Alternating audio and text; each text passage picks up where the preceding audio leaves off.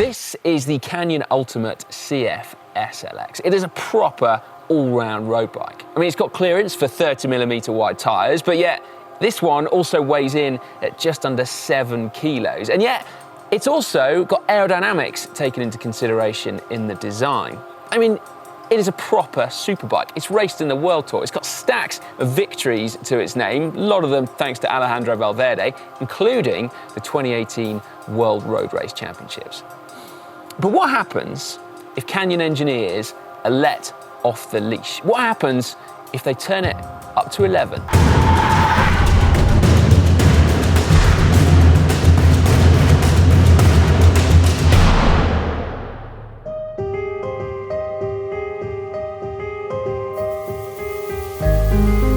You get the EVO, the latest in Canyon's ongoing project to create the lightest bikes possible. It's an incredible piece of engineering, but you have to look really closely to see the details. This is understated with a capital U, unlike a lot of hyperbikes that just want to slap you around the face with a piece of carbon fiber. This is stealthy.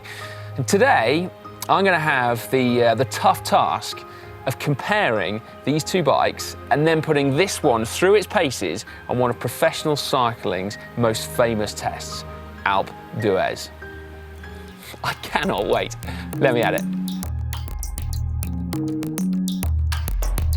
Given that outwardly both bikes look so similar, you might be wondering what the difference between them actually is. Are they both superbikes? Is the EVO a genuine hyperbike? I will leave you to be judge and jury on that one.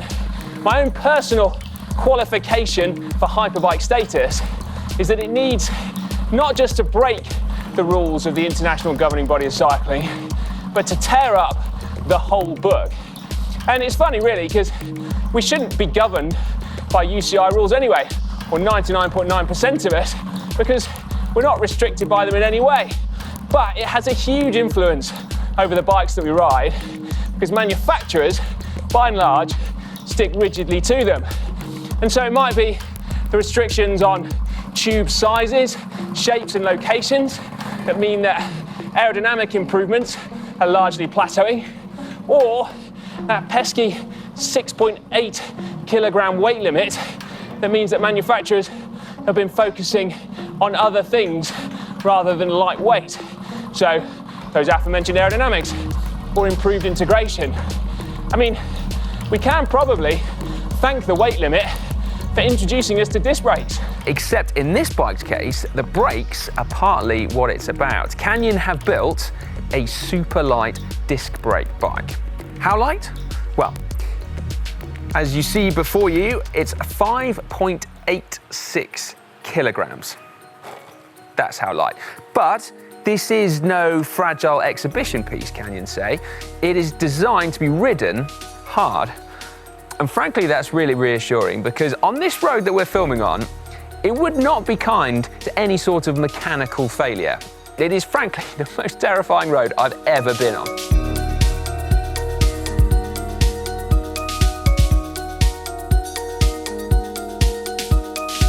To create this bike, Canyon engineers have firstly thrown everything they can at refining the frame set. The result is that the frame, fork and bar and stem combo sheds 234 grams. If you're thinking, well, that doesn't sound like all that much, bear in mind, the other frame doesn't weigh very much at all in the first place, and now this one is 16% lighter. To do that, they've been experimenting with new ways of using carbon fiber, both in the types of fibers used and in the way they're laid up in the mold. The result is a reduction in material density, whilst there is also a corresponding increase in the stiffness to weight ratio, they say. Now that would be a good thing, because there's no point having a featherweight bike if it's as flexible as a Californian yoga teacher on a diving board, working flexi time. Then there are some other neat touches, like the fact that they've saved 7 grams from making the front derailleur mount in carbon fiber, and then another 35 grams by replacing the steel seat clamp hardware with titanium. As you can see though, the group set is the same as on the Superbike. SRAM's top-of-the-range red E-tap access, but other components have been changed to shed a few extra grams. So the wheels are special edition DT Swiss PRC die-cut 1100 25Y. to give them their full name. They only weigh 1,250 grams for the pair. Then this seat post from Schmolke is just 120 grams, and then the saddle, if you can call it that, is just 61 grams. Now, I'll be honest, I don't think from looking at that you should ever try and ride this bike naked.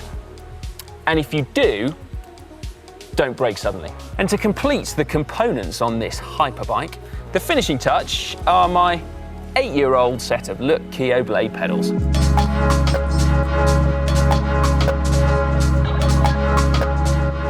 Right, I think that is quite enough chat. It's time to see what this bike is all about and go for a ride. You know, I don't think I've ever sat on one of these carbon saddles before.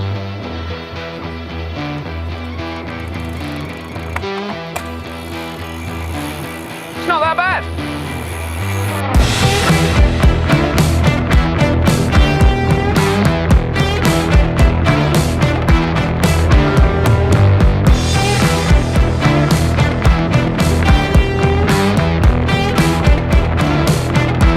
Right then, first impressions as I swing a leg over, I think, what's the lightest road bike I've ever ridden.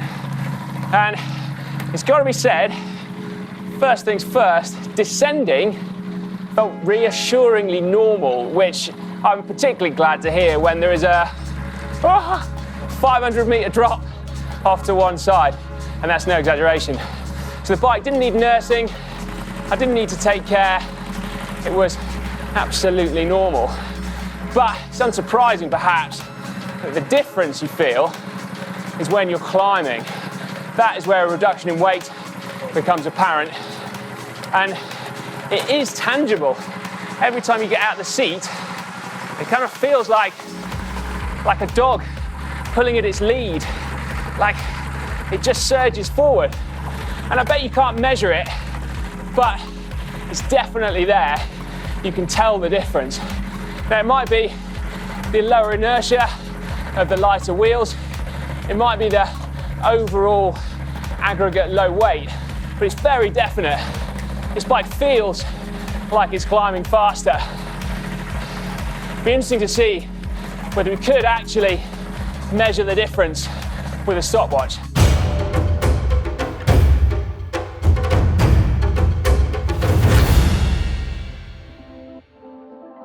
To find out, I'm going to hit a short 1.5 kilometre section of this killer climb.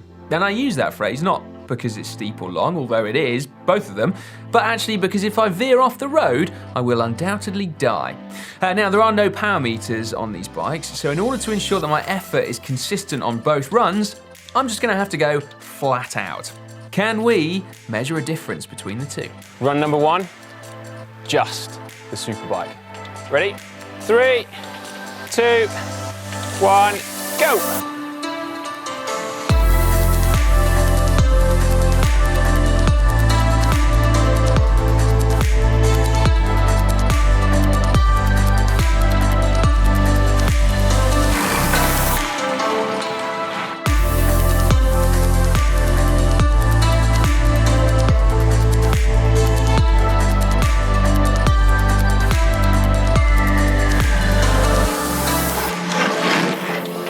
Right then, run number 2, Hyperbike.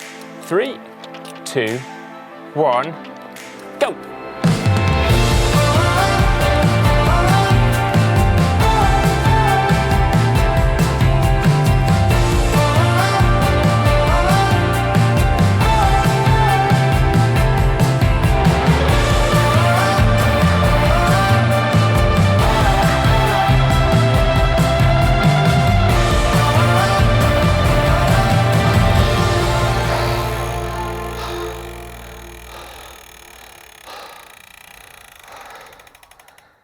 Well, I won't keep you waiting long for the results. They've conveniently been instantaneously beamed from my Wahoo up to my phone, and so I can tell you that I was 3 seconds quicker on my second run, which was this, the Hyperbike.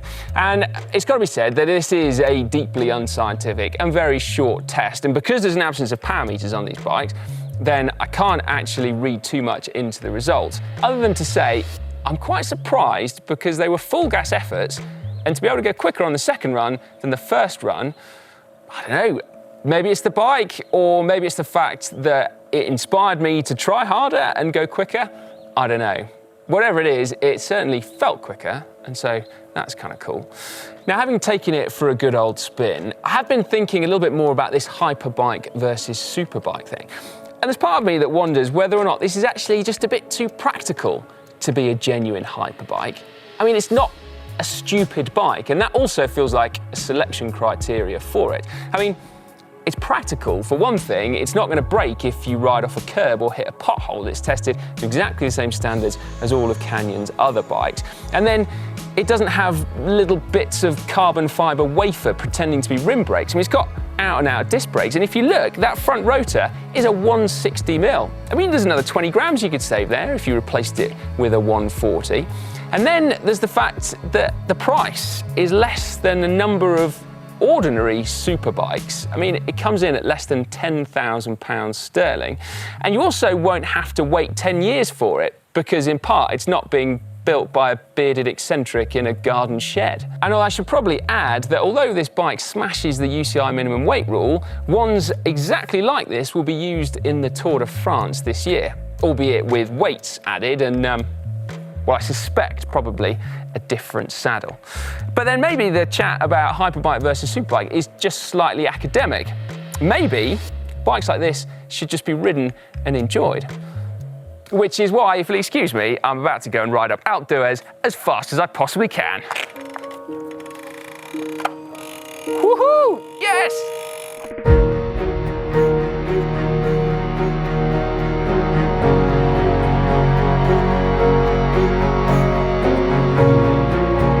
Well, here we go then. One Hyperbike, one very iconic climb. All 13 kilometers of it and 21 hairpin bends. I have technically done this once before, 15 years ago in fact. I don't think I'm going to be chasing that time, but I don't think it really matters.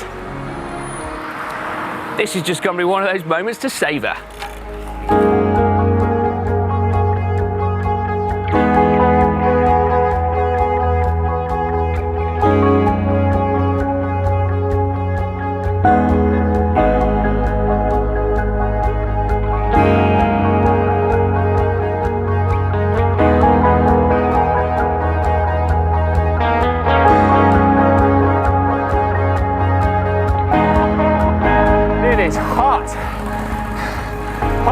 Hot.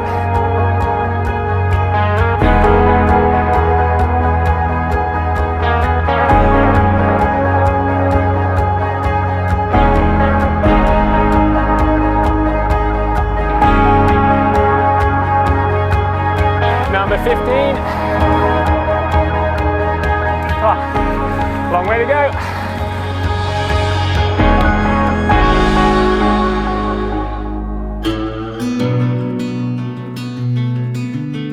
Bit of respite.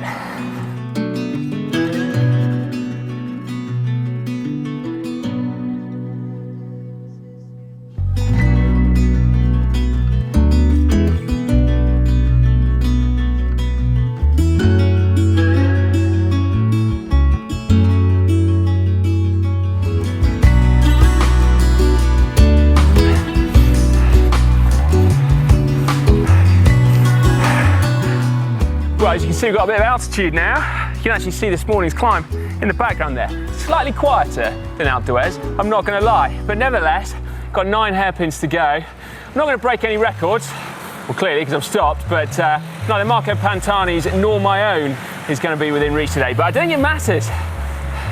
When you can just enjoy the ride, that seems like a bit of a victory. Anyway, if you want a little bit more information about the technical side of this bike, Lloydie did an absolutely cracking video. It's over on the tech channel. You can check it out now. Otherwise, make sure you let us know what you think about the whole Hyperbike Superbike divide. Be very interested to hear your thoughts. And otherwise, make sure you give this video a big thumbs up. I'm going to go carry on riding up Alpe d'Huez.